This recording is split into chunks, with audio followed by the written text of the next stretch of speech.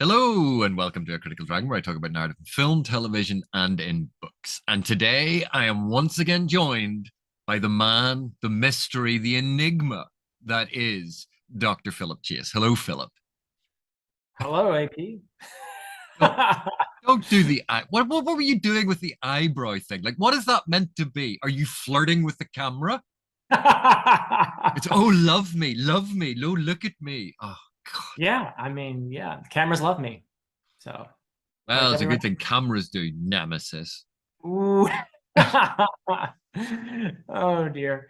Well, it is lovely to see you, my friend. I'm Nemesis. Yes. So we're having a good time, I think, fair to say, right? Not just watching this program, Rings of Power, but I think talking about it might be even more fun, and possibly even enriching the experience of watching the show, having somebody to talk to about it, and then hearing other people sort of talk about it. It makes it, I think, more interesting.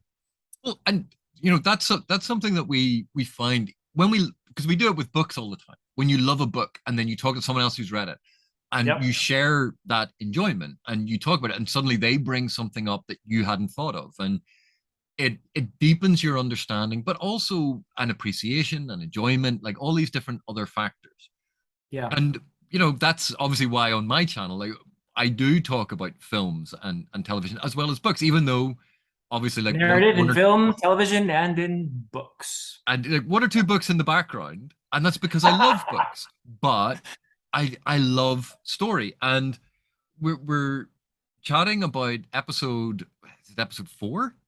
Four. It Yeah, is four. episode four of Rings of Power, which what Yep. the Great Flood. Oh, I forgot to look at the title. Yeah. That sounds like an apt title anyway. I I will try and remember what the title, but it's episode four. I'll look it up. I'm why I'll look it up. why did they give episodes title? The number's enough. I could just about manage single digits. But Yeah. Numbers are hard. um The Great the Wave. oh, the Great Wave. Um but I think I am continuing and this is the thing, sort of spoilers, but like I'm continuing to enjoy the show. Yes, it has its problems. Yeah. I don't think there's any TV show I've ever watched and went, "Oh, this is perfect." But despite its flaws, despite its problems, I am genuinely enjoying it. And Yeah. I think this is something that I think modern discourse has a problem with. They go, something is either good or bad. And you go, Mhm. it's not. There can be elements that are very, very good. And if those elements are good enough, the elements that are bad don't detract enough to mean that you don't enjoy it.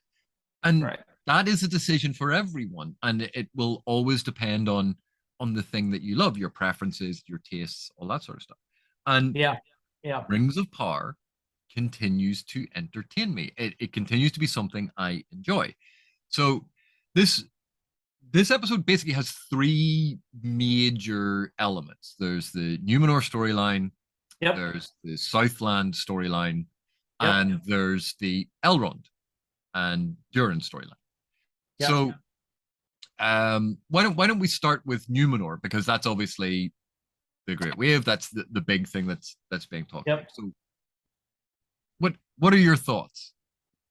Okay, so the Numenor section of The Great Wave, episode 4 of Rings of Power, there were elements of this that I appreciated as a Tolkien fan.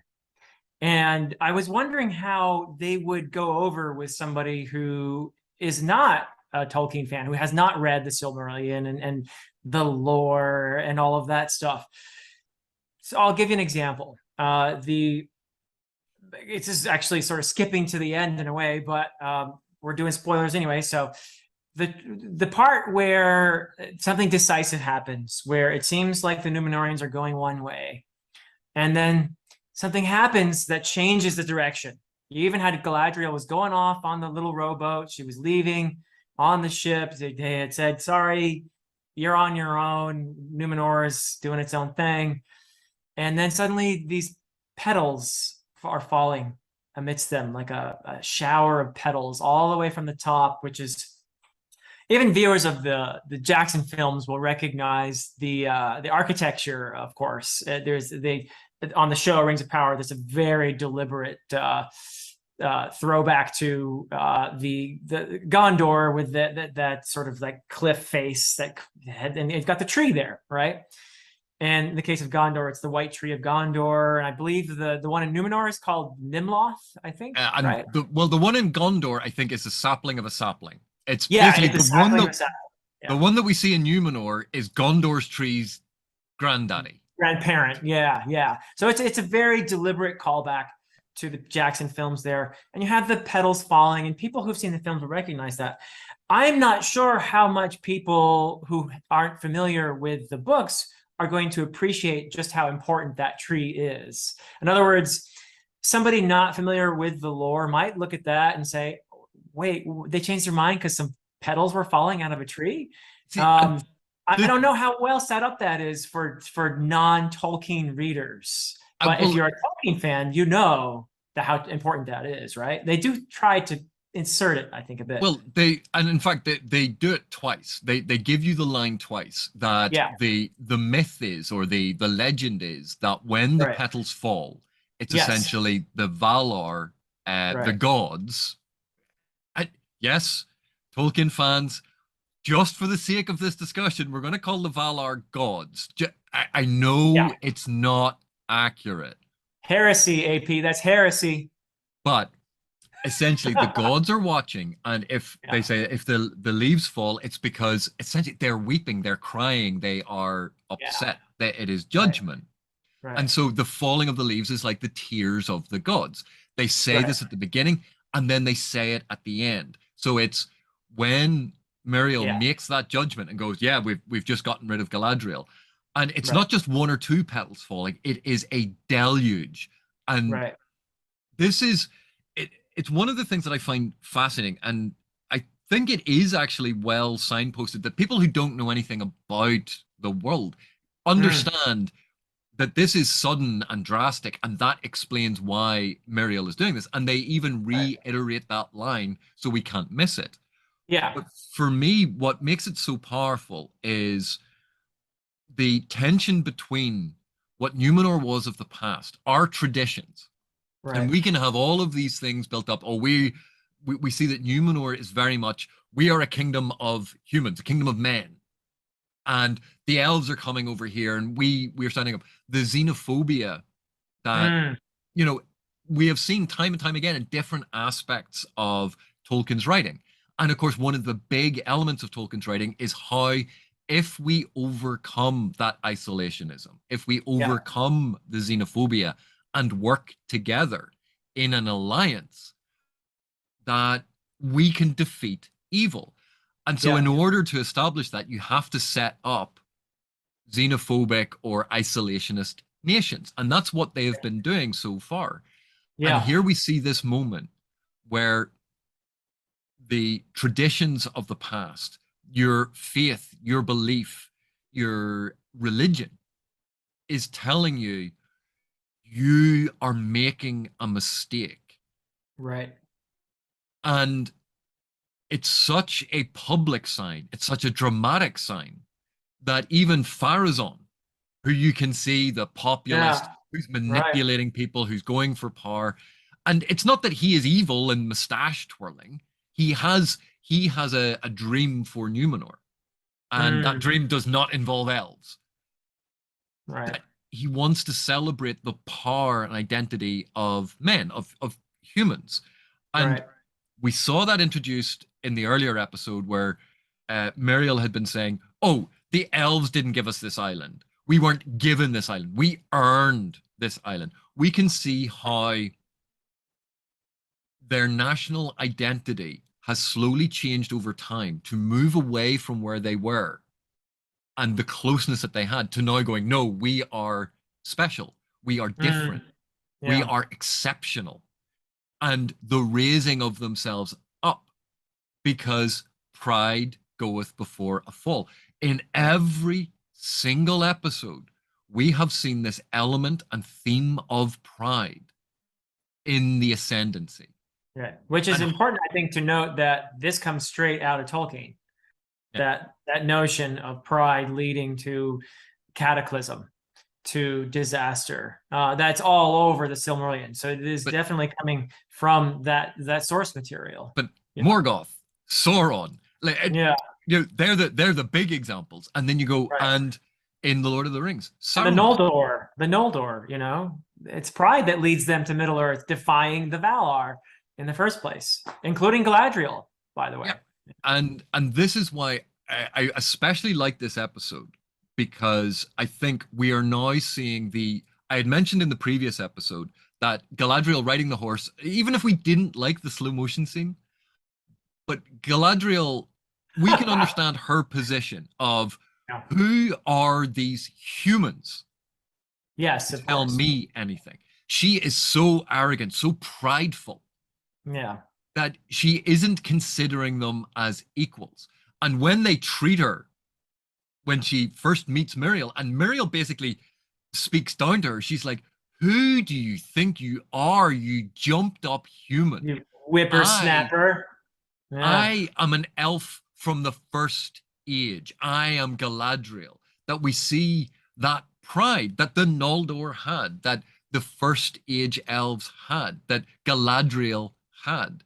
Yeah. And now we saw in that previous episode the chipping away of that. And in this episode, the exchange with Halbrand, where he goes, "Oh, so you turn up, you imperiously demand all of these things." Yeah. And you Yeah. can see that Galadriel suddenly goes, because he makes the comparison, "Do you think you're making war with orcs?" Right. And it stops Galadriel in her tracks. This is the first Yeah. time that she's actually thought about, "Oh, hang on a sec. I'm not treating these people as people. I'm Yeah. treating them as an enemy. I'm treating them as servants to be ordered around. I'm treating them as I would someone who is lesser. And I Mm, need to change." This episode shows that rocky transition as she's coming to grips with this.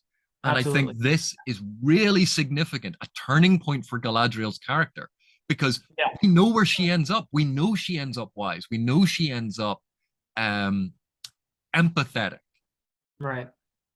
but she needs to get there first. And I think this is we're starting to see where that journey is. And Yeah, I she's coming from a place of pride. She's got a lot of trauma to work through, the loss of her family, especially the brother that they showed us. They took pains to show us in the beginning the importance of that bond, and the dagger being that constant reminder of her loss. And so she's driven by her grief and sorrow to be a hard person who, as Hallbrand correctly points out, is just constantly in combat mode. And that's PTSD, right? I mean, so yeah, I think you're right. Though we are seeing cracks in that, and we are seeing indications that she is kind of like with Hallbrand, that scene, which was, I think, an important one for her character development, where she's listening and thinking, "Oh, wait, maybe I can learn something from this human here." And he's got his own brand of wisdom there. He's a lovable rogue in some ways, and I'm a little bit scared for his future, but nevertheless, I think he's got some nice characteristics there where he understands people and how to manipulate them a little bit better, right? And then he's kind of giving her advice. You need to find out what they're afraid of, right? and So it's interesting that he focused on what is Muriel afraid of instead of what does Muriel want. And so he's looking at the negative yeah, instead of looking for the positive. And I think that's quite telling about his character. And I think in our previous discussion, I suggested maybe he's going to end up a ring wraith. But yeah, someone commented on that and said, "Well, what if he ends up the king of the army of the dead?" But yeah. The oath that breakers. Yeah, yeah. that is actually I think that's a brilliant theory Mm, because I we like it see too. that we see that he likes playing both sides. We see that he is morally flexible, shall we say. Hmm. So I don't trust him. And if he ends up the king of the Oathbreakers, the king of the army of the dead that Aragorn eventually um, frees, that I think would be brilliant because he'll go back, he'll raise his army in the south because that's where Sauron is rising, where all of this army is, and then turn his back on everyone And that to me fits with his character. His character is very self-serving. Yeah, yeah, yeah. So when I saw that Bit comment on your fickle, a video, bit fickle. Yeah. when I saw that comment on your video, I went, I wish I'd thought of that. Yeah, yeah. Oh, that happens all the time to me with comments. They're fantastic. Just one more thing too about the matter of trees. And we were talking about Nimloth in Numenor a moment ago, and I do like how the show is trying to convey the importance of things that were important to Tolkien. We got that glimpse, a beautiful glimpse, by the way, of Telperion and Laurelin, the primal trees, the source of light and everything. The trees were so important to Tolkien. He loved trees. They're in his writing, they're a symbol of life and of hope, of connection through the ages, so that you have these trees that are descendants of one of the two, I think Telperion, that are taken care of as a symbol, as a connection to the past by the Numenorians and then later the people of Gondor. And this is the thread that connects. This is a life form itself. You see it in the Ents, right? And you see it in and how Tolkien gets his little private vengeance against the orcs of his own time when he has Fangorn gobble up all the orcs, because he did feel the pain of the devastation to the English countryside, and so trees are just so important to him. So I love how they have included Nimloth and the nods to Telperion and Laurelin, and there's even the scene in the Southlands where the elves are told by the orcs to cut down that tree. So they're doing a good job of giving us these nods. Again, I think getting across some of the deeper themes that were important to Tolkien. So that's a point I wanted to make too. Yeah, and with Numenor especially, it because we see it's very built up with they keep talking about the guilds and how they've organized human society, and everything Yeah. seems very industrial, mechanized. Well, no, Mm. artisanal is probably more accurate than Yeah, industrial, yeah, but yeah, they have this very materialistic approach, and that's being contrasted with the the previous faith in the tree, in the stars, in their relationship with the elves. That we see yeah. that tension between the mythic past, the religion, and the modern day and the materialistic, which is such a huge tension and exploration that Tolkien makes and plays with. That's Oh yeah. really important to Tolkien's work.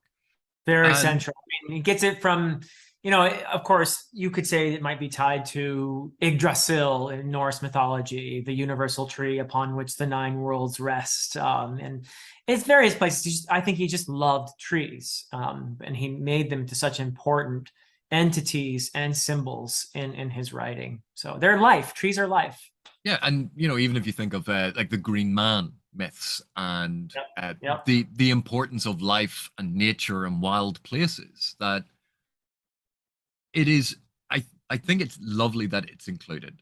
And Mm. also they're not relying on you knowing all of this symbolism, because Yeah. they are including those lines of voiceover, those lines of dialogue to keep reaffirming, and for people who don't know it and can't automatically read it, you're given that thing that, yeah, the symbol is the leaves are weeping, Yes. Yeah. and that is made clear. Like, and even when we see Muriel's vision of the Mm. destruction of Numenor, Yeah. the biblical allusions to that, of Oh my goodness, the Great Wave, the flood. Yeah, yeah, um but also the sinking of Atlantis, which yeah. again, we could say is an influence. And brought But on by pride, of course. Yeah. and what I loved about when Galadriel touches it is, A, it's the same, Oh, the Palantir. Yeah, the Palantir. yeah, A, it's the yeah, same vision. She's in the same place that Muriel was. So yeah. the Palantir is placing every person in that vision in the same way to see the same thing, which, Interesting. and it was a nice visual link between the two, that if you played them shot by shot beside each other, I think it's the same shots.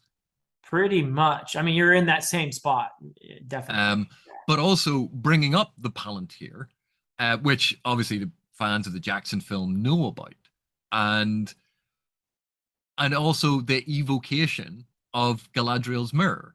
That all Yeah. of all of these things are just they're so neatly tied together that it's beautiful that they include them, and I'm really appreciative of that. And when we see Galadriel basically making the accommodation with Muriel and extending in her truncated and damaged way a slight olive branch, Yeah.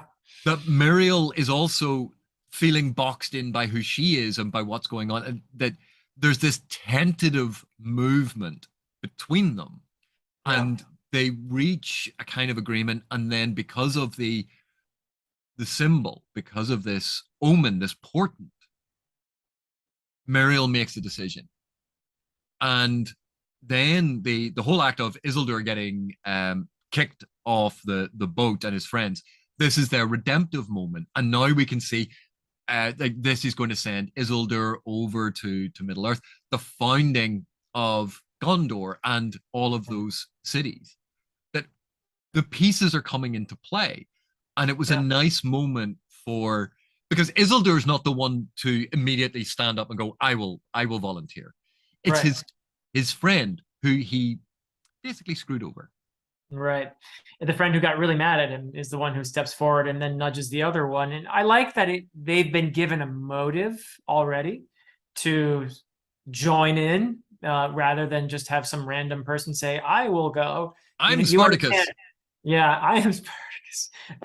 You do get a motive on the part of those three boys, at least, three young men, whatever, who volunteer before everyone else, and you kind of get it, and that's sort of the stone that gets everything rolling.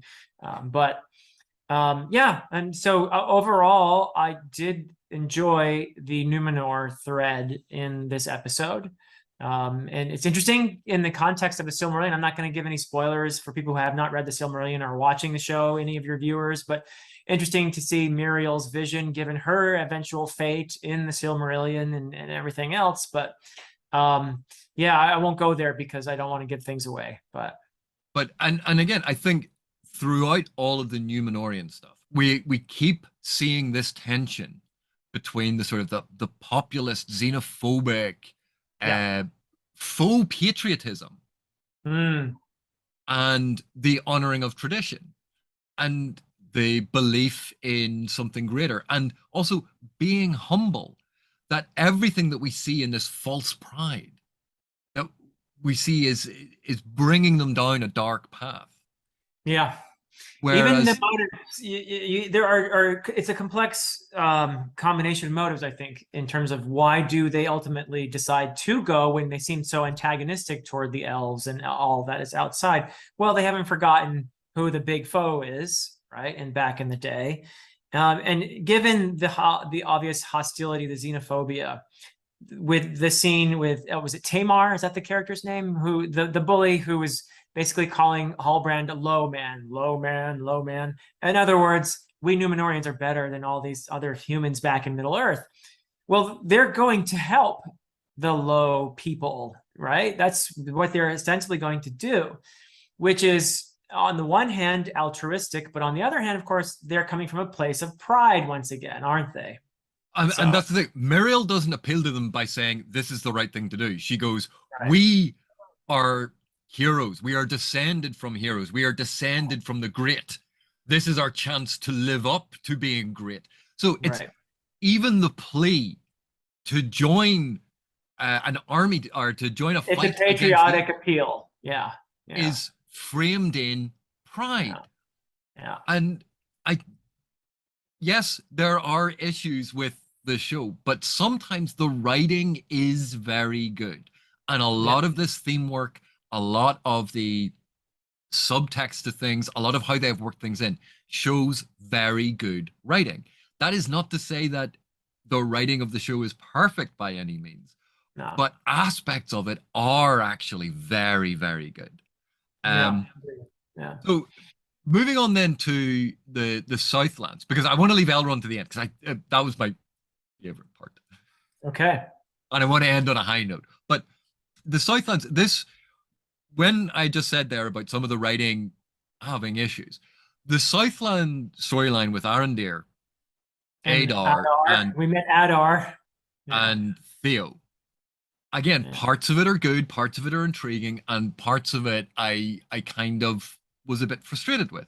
So Mhm. Adar is fascinating. The idea of a first age elf who has been twisted and corrupted and serves the dark. And we know he's evil because he's scarred. Yeah. Yeah, that stereotype is That was a little heavy-handed. Yeah. it.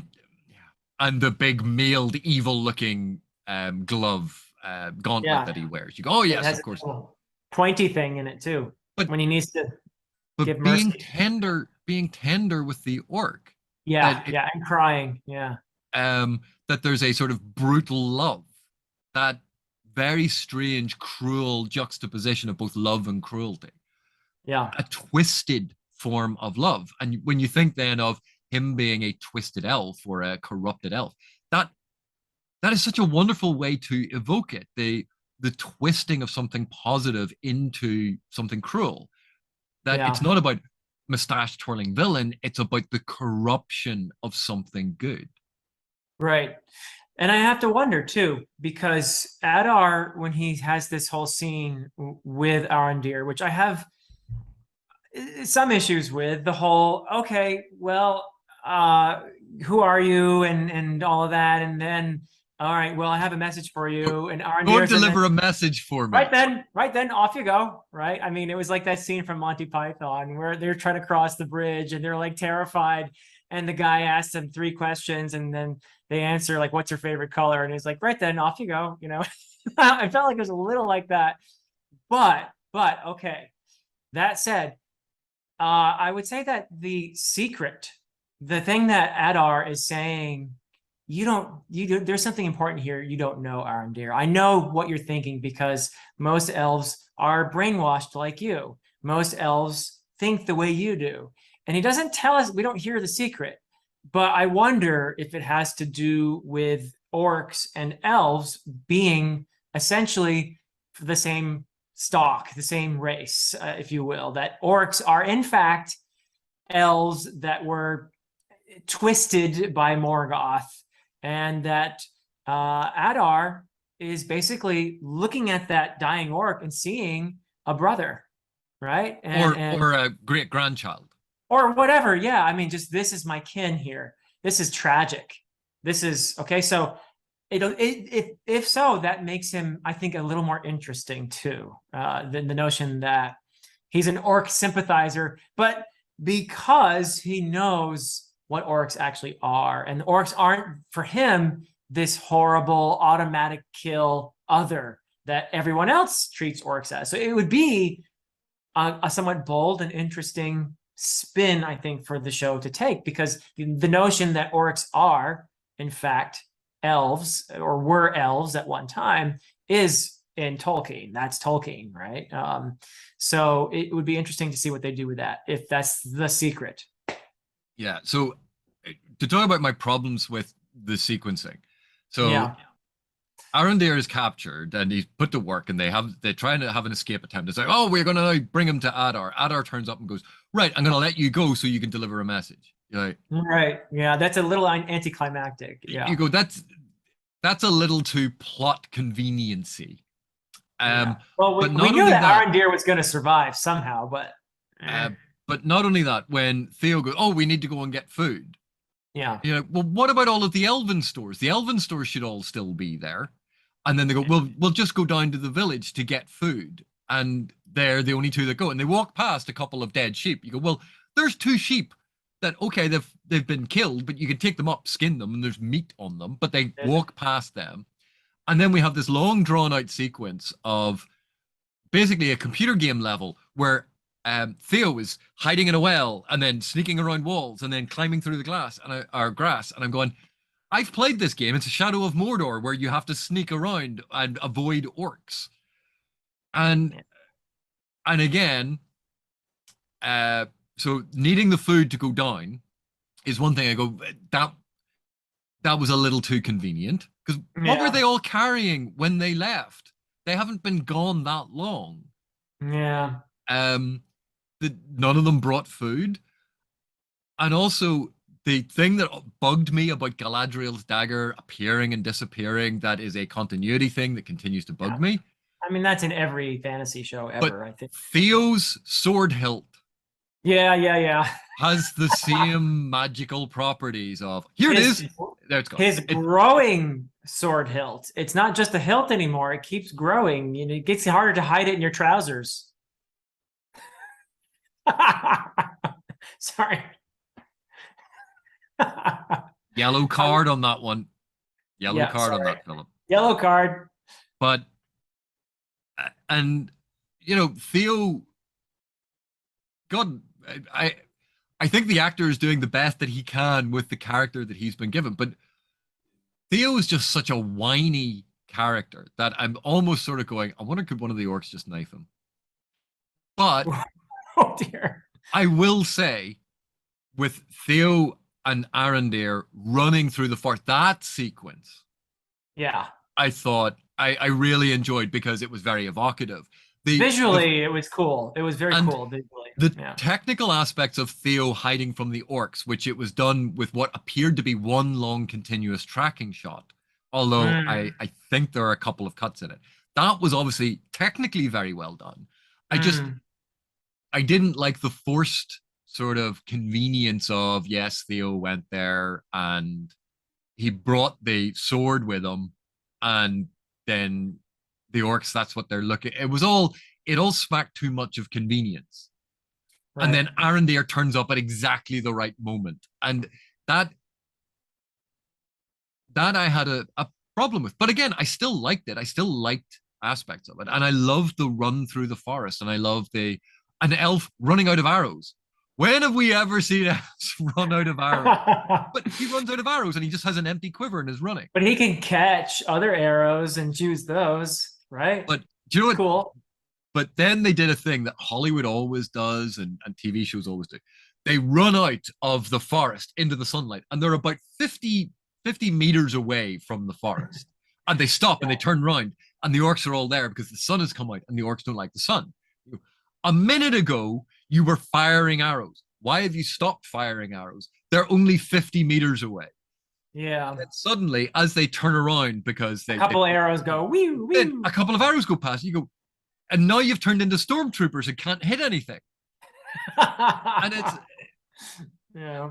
it's these are small elements that I think have plagued the show from the beginning, that these transitions, and sometimes they forget that you have to think about the reality that you're creating.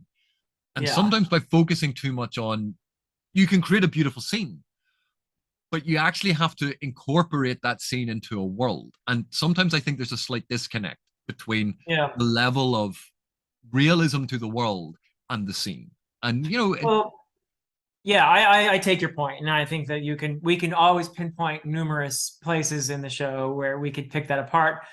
I actually kind of liked the sunlight as a symbolic thing, oh as a yeah, visual, as a symbolic and visual element. As a plot element, it's a bit weak if you just think about it for a moment. But as a visual element, it's kind of cool actually. And that's how I just sort of told myself, okay, let's just look at this visually here and never mind the fact that the orcs should be shooting the rest of their arrows and everything else, you know. yeah, and that's the thing. The symbolic stuff and the thematic stuff, I find so beautiful and wonderful. And this is when I was talking to Matt about this. I was talking about the mythic form of storytelling where you are Exactly. looking in Yeah. these sort of abstract notions, as Yeah. opposed to a mimetic form of storytelling, which is very grounded in reality.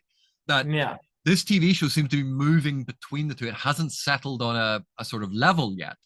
And I love these grand, mythic, thematic, symbolic aspects. It is a form of storytelling that I have missed, which is why I'm really enjoying it. At the same time, my brain keeps kicking in and going, continuity error. Why have you done that? Why aren't the orcs doing that thing? And then I have to go, brain, stop it, or I'm going to stab you with a Q-tip. Um, and I try to appreciate the beauty of it, the symbolism of it, what is trying to be the feelings evoked by it. And Yeah. I get caught up in the grandeur and the power again. And it's Yeah. trying to get myself out of that realist mode is I think the most challenging aspect, and I find it in those some sequences like that one. Yeah, But yeah, it was interesting that the barman also was a previous wielder of the sword. It is the mark of yeah, Sauron. So I'm actually quite intrigued by this. yeah. I There's that think creepy this is scene when he grabs Theo, and he's like, "We gotta be ready. Time's coming soon." And we saw the meteor and all that. So yeah, he suddenly looked a bit different to me. and interestingly, he was a southpaw. His mark was on his left arm. Interesting. Yeah. Huh. Because that's a bit sinister. Ooh, good one. You know your Latin, don't you, AP? Yeah. Yeah. But let's talk about the Elrond and Durin storyline because Let's do it. Yeah. this this had some of my favorite scenes. Elrond with Disa when Disa is lying to him. Yeah, that's a good scene. Yeah. Elrond spying on Disa and Durin from afar, because this is something we always hear about, that elves have, enhanced senses. That we actually got a Yeah. glimpse of that in action, Yeah. because we typically don't see that. Like we had Legolas always say, "Oh, I can see off into the distance," and blah blah blah, and it was always just Orlando Bloom looking pensive. Yeah. Um, but He can here do we that. actually see Elrond use it, and so that was nice. Then Yeah. the discussion about that Elrond has about his father was so The impactful Arendelle. and Yeah. emotionally resonant. That was And great. Yeah. even the revelation about Mithril, I was right and you were wrong. Yeah. Um, but I knew when I was watching the scene, I said, "Oh, I'm going to hear about this from AP." but the revelation of Mithril and the importance of Mithril to the story Yeah. and to the Yeah. rings and to the lore of the world, that this it there were a lot of details there. And then the very last thing that I absolutely loved about this was Prince Durin going to speak to King Durin. We Mm. have the allusion to the lore about how Durin is essentially reincarnated, that when you become king, the spirits of wisdom of your forefathers come and join you. So they Yeah. go, yeah, we know that's what's in the lore, but we had to change it for the show. So there was a nice nod to that. And there was the genuine love between father and son, Yeah. even though they have difficulty showing it, and even though they get angry at each other. Right. But despite that, underlying all of it is love. And that is something that we have seen in Durin's relationship with Disa. And we see underlying the machinations of Elrond, but underlying that, there is love for Durin. And Yes. Durin's now Yeah. manipulation of Elrond, Right. there's still love and friendship underneath that. So There's a that, lot of tension. There's a lot of tension in this particular thread. Starting with the scene, I mean, let's take a couple of those scenes you mentioned because they're really good. The dialogue is great, and the actors do a phenomenal job with these scenes. I really liked, as you said, the scene with Disa lying to Elrond, and you can feel the tension there because they really do genuinely like each other.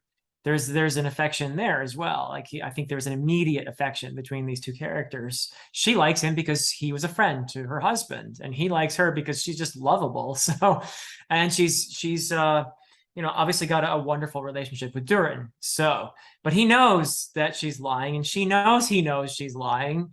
And she's not even sure she really convinced him when she was talking later to Durin. She's like, I'm not sure he really bought this. But I told him you were down at the other mine, So it's great though because of that tension and the fact that there's affection, there's friendship, but there's also an awareness on both parties' part that there's an attempt here to manipulate. There's not complete trust, yeah, obviously. There's there's a not complete wariness, trust. there's a wariness and separation. And again, like when we keep thinking about it, the elves and dwarves, again, this idea of xenophobia, of isolationism, of exceptionalism, and and it's when we bridge those things, and what we're seeing here is are those tensions, but with Elrond and Durin and Disa being the attempt to build a bridge to bring different people together. And Yeah. so again, but the pride of the dwarves, the pride of the elves. Why isn't Elrond more open with Durin? Well, because he's an elf and Durin is a dwarf, and you don't tell everyone everything. Right. Elrond is a diplomat. Diplomats hide information and try to get information, and Yeah. they walk a tightrope. And even when they are friends with someone, they go, "No, I can't tell you this." And then we see Durin essentially giving Elrond a whole lot of information, but having exacted a very powerful oath from him. And Elrond is now not allowed to talk about this. And it shows, first of all, it is a reminder that oaths are important Mm. in fantasy. It's not like, oh, I pinky swear that I'm not going to tell. There are dire repercussions in a magical world for breaking an oath. Right. And that is important. Yeah. When he And puts his hand on the mountain and he swears that oath, that's serious business. Um, so like even little reminders of the sort of the magical nature of the world building, and it's not done with sparkling lights and some weird special effect. It's done through the seriousness with which Elrond swears the oath. Right. Right. And I think that communicates more to me about the world than if there'd been really cool swirling special effects, which Yeah. um but that moment when Durin trusts him to tell him about Mithril, Yeah. That's pretty cool. Yeah. and even then, it almost feels like a test when he gives him the Mithril, and Elrond then goes to give it back, and he goes, "No, Keep it. you Yeah. keep it." But he's just made him swear not to tell anyone about it. Right. So this feels almost like a test, and Yeah. it was whether or not Elrond would have given it back. Um, Given that it is so precious and so beautiful and so wonderful. But and Elrond is temporarily entranced by it, and we suddenly Mm. realize why this metal is so enamored or is so desired by the elves, because it's almost like it contains starlight, the thing that they find so beautiful. Mm. And what is the big conversation that Elrond launches into? The discussion of how his father became a star. Yeah. Interesting. Also, the foreshadowing of the Balrog, with the trembling, and they're delving too deep already, it would seem, for this mithril stuff. So yeah, they're getting in some trouble, and as it turns out, the dwarf miners are okay, and no one is killed in this particular incident, but it is some foreshadowing there. But I love what you were talking about, Elrond talking about his father Yarandil the mariner, and his the legacy of his, oh well, my dad, he just saved the universe, that's all my dad did. And it's a great humanizing moment for It's both characters. my I dad think. saved the universe and became a star. My Yeah, brother founded literally. a kingdom. Um, and I write speeches for the Elven King. For the Like, politicians, yeah. oh, like the crushing weight of that legacy. Yeah.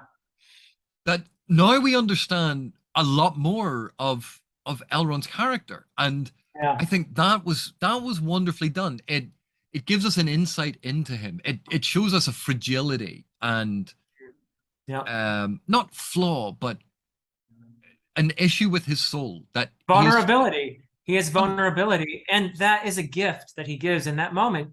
In spite of the mistrust between the two of them, is a gift that he gives to Durin by telling him, "Yeah, I know what you mean about relationship with fathers. Here's mine," and it's something that helps. I think when you have a friend who's gone through something that is similar to what you're going through, and you bond over that. So it was a really beautiful scene.